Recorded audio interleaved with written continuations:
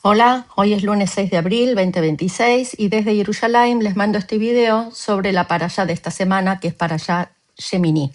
En resumen sería cuando lo sagrado entra en la vida real.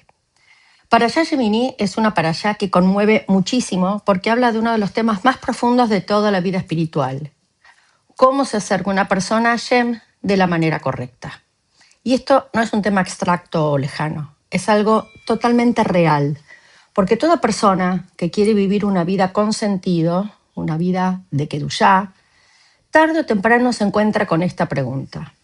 ¿Cómo hago para que la santidad no se quede solo en momentos elevados, sino que baje a mi vida concreta, mis decisiones diarias? Y esto es exactamente lo que nos enseña esta parashá, Parashat Shemini. Es una parashá que empieza con un pico de revelación, sigue con una tragedia estremecedora y termina hablando de comida, de kashrut, de lo permitido y lo prohibido. Y justamente esa mezcla tan extraña es la enseñanza.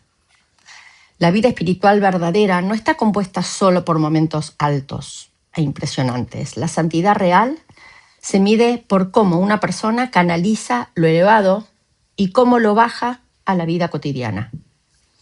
La parashá empieza con las palabras «y fue en el 8º día». La Torá podría haber dicho simplemente el día de la inauguración. Estamos hablando de la inauguración del Mishkan. El día de la inauguración. Pero elige remarcar que era el 8º. ¿Por qué?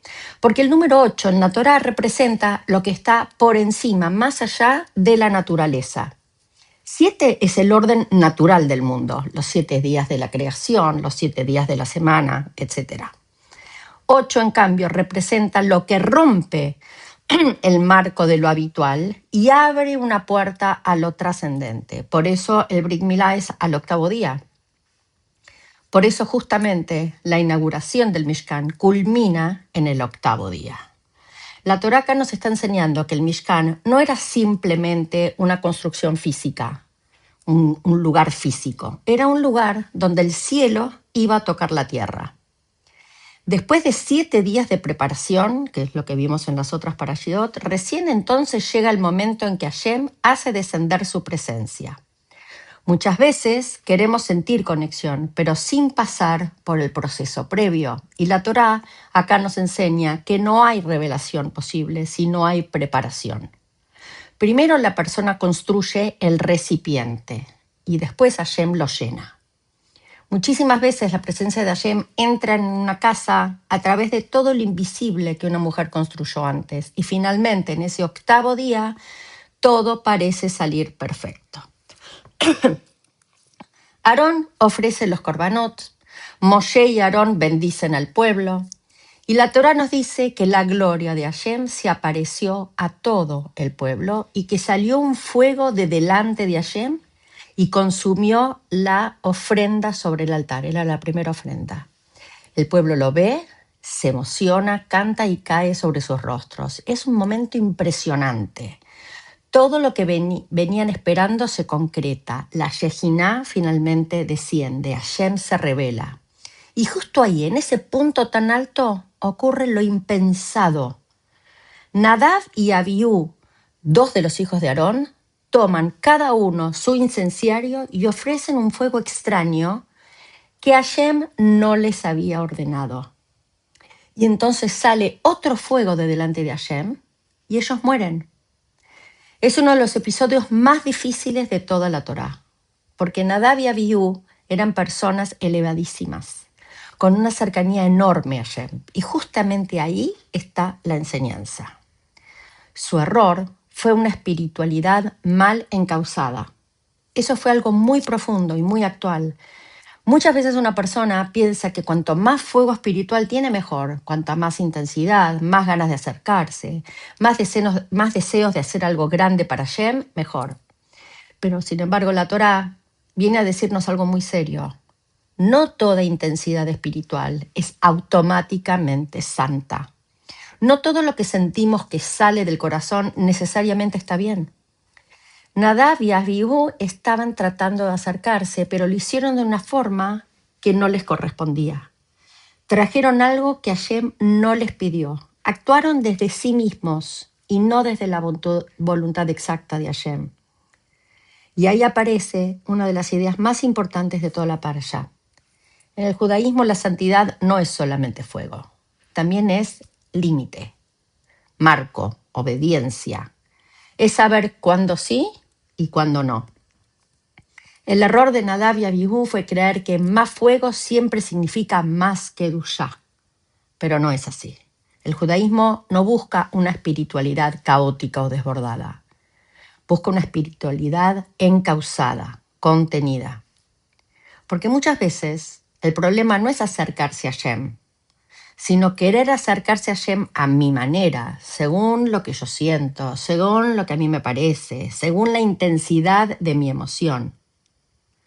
Y ese fuego, como cualquier fuego, puede iluminar, pero también puede destruir.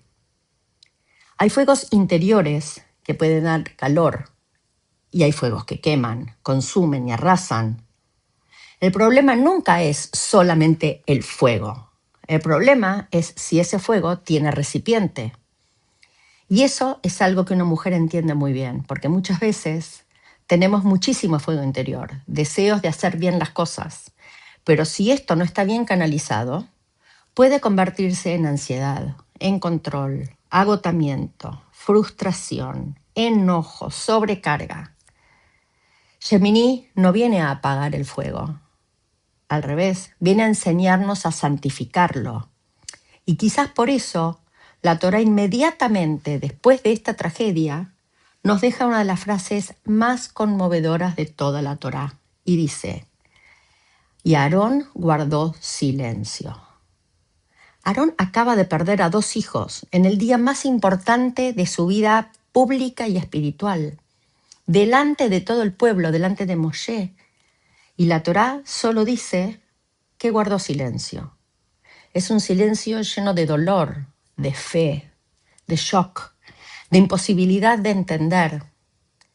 La grandeza de Aarón está en haber sabido quedarse de pie delante de algo que no podía comprender.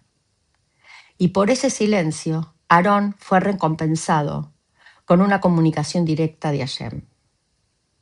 Aarón nos enseña la dignidad espiritual del silencio, que hay también Avodat Hashem en el no entender, que también hay fe en seguir, aun cuando estamos rotas por dentro. Y es muy interesante que después de esta tragedia, Hashem le da a Aarón y a sus otros hijos una orden relacionada con el vino.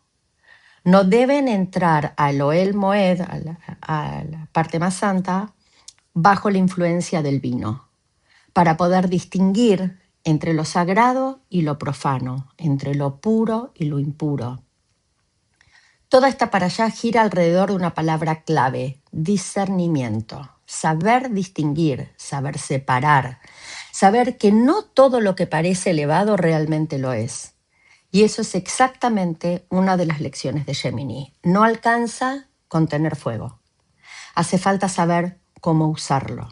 Y justamente ahí la Torá cambia de tema, o al menos eso parece, y empieza a hablar de kashrut, de lo que se puede comer y lo que no se puede comer.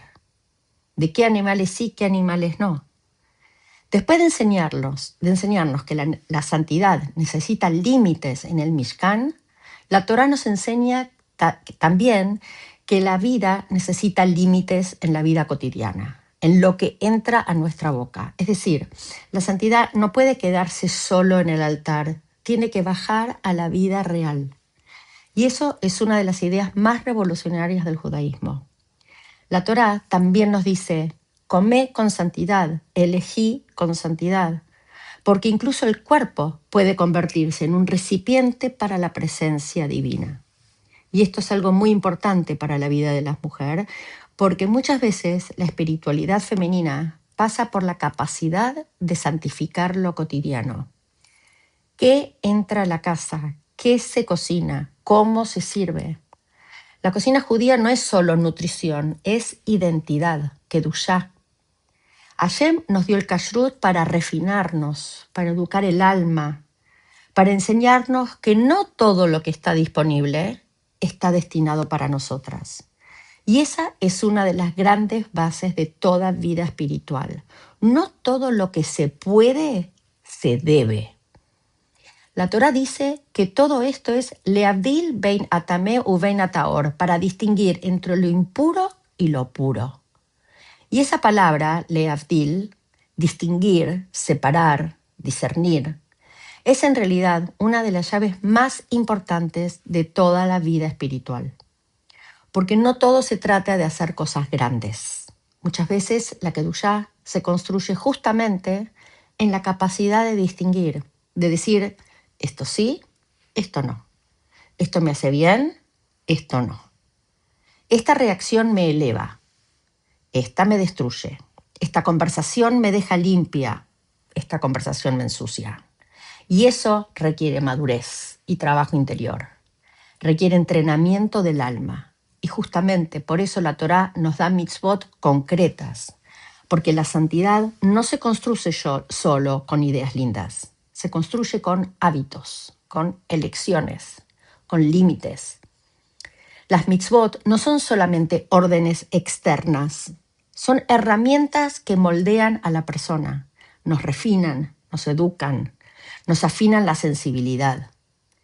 Vivimos en una cultura que constantemente transmite el mensaje opuesto. Si lo sentís, hacelo. Si lo querés, te lo mereces. No te prives, seguí tu impulso. Y la Torá nos dice algo totalmente contracultural. La grandeza humana empieza cuando una persona puede ponerle límite, dirección, forma a sus deseos para volverse verdaderamente libre. Porque la persona que no sabe decir no es libre. Está dominada por sus impulsos. En cambio, la persona que sabe elegir, distinguir, priorizar, está construyendo un Mishkan interior. Y eso aplica también a las palabras, a las emociones, a los pensamientos, a los vínculos. Porque también hay pensamientos kasher y pensamientos no kasher. Hay conversaciones que nutren y conversaciones que intoxican. Nos recuerda que la santidad no es vivir sin mundo, sino aprender a filtrar el mundo. No es aislarse de la realidad, sino saber qué entra y qué no entra. Como dije antes, hay relaciones que hacen bien y relaciones que desgastan el alma. Y la Kedushá no es solo preguntarse si una comida es permitida o no. También es preguntarse qué tipo de energía permitimos que entre a nuestra vida. Porque la Kedushá no es solamente una cuestión ritual, también es una cuestión de higiene emocional y espiritual. También hay un detalle precioso en esta parashá que a veces pasa desapercibido. En medio de toda la tensión, Moshe se enoja porque una de las ofrendas no fue comida como él esperaba. Y ahí Aarón le responde explicando la situación. Y Moshe lo escucha y acepta. Moshe Rabeinu, el más grande de todos los profetas, escucha y admite que Aarón tenía razón. Y eso también es santidad. La humildad de reconsiderar, la capacidad de escuchar al otro, la posibilidad de corregirse sin orgullo, la posibilidad de frenar el enojo y hacerle lugar a la verdad del otro. Y si uno mira toda la parashá en conjunto, el mensaje es clarísimo. Hashem quiere habitar entre nosotros, pero su presencia necesita un recipiente. Y ese recipiente no es solamente el Mishkan físico. Somos también nuestro corazón, nuestra casa, nuestra boca, nuestra manera de manejar el dolor, nuestra manera de bajar la santidad a la vida real. Y quizás esa sea, en definitiva, la enseñanza más profunda de Parashat Shemini. La Kedushá es aprender a traer el cielo a la tierra sin romper el recipiente. Ese es el verdadero trabajo espiritual. No vivir persiguiendo siempre experiencias extraordinarias, sino aprender a ser extraordinaria la manera en que vivimos lo ordinario, lo cotidiano. Mi deseo es que podamos aprender de Aarón la dignidad del silencio, de Nadab y Abihu el peligro del fuego sin marco, del Mishkan la importancia de la preparación y de las leyes de Kashrut la sabiduría de distinguir. Y que podamos construir una vida donde Hashem realmente quiera habitar, no solo en nuestros momentos elevados, sino también en nuestra mesa, en nuestra cocina, en nuestras palabras, en nuestras decisiones, en nuestros límites y en nuestro corazón. Que tengan linda semana. Más adelante Shabbat Shalom y la semana que viene mandaré el próximo video.